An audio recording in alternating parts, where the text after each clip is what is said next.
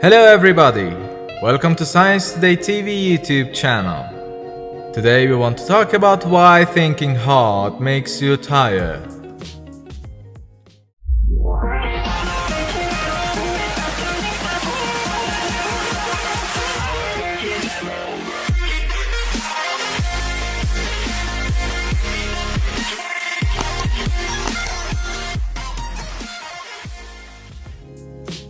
It's no surprise that hard physical labor wears you out, but what about hard mental labor?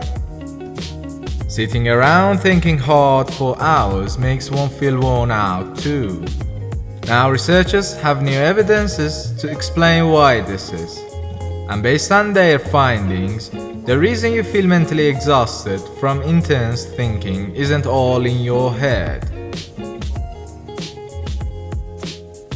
From the studies reported in Current Biology on August 11th show that when intense cognitive work is prolonged for several hours, it causes potentially toxic byproducts to build up in the part of the brain known as the prefrontal cortex.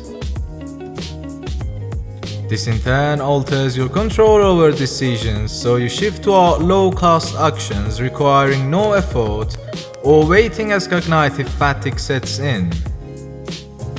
Influential theories suggested that fatigue is a sort of illusion cooked up by the brain to make us stop whatever we are doing and turn to a more gratifying activity, say Matthias Pestiglione. But our findings show that cognitive work results in a true functional alteration. So fatigue would indeed be a signal that makes us stop walking, but for a different purpose: to preserve the integrity of brain functioning. Pestiglione and colleagues, including first author of the study, Antonio Swischler, wanted to understand what mental fatigue really is. While machines can compute continuously, the brain can't. They wanted to find out why.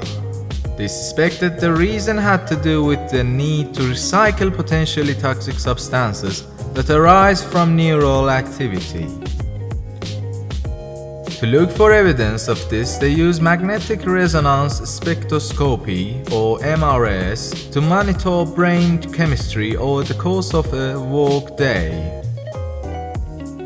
They looked at two groups of people: those who needed to think hard and those who had relatively easier cognitive tasks.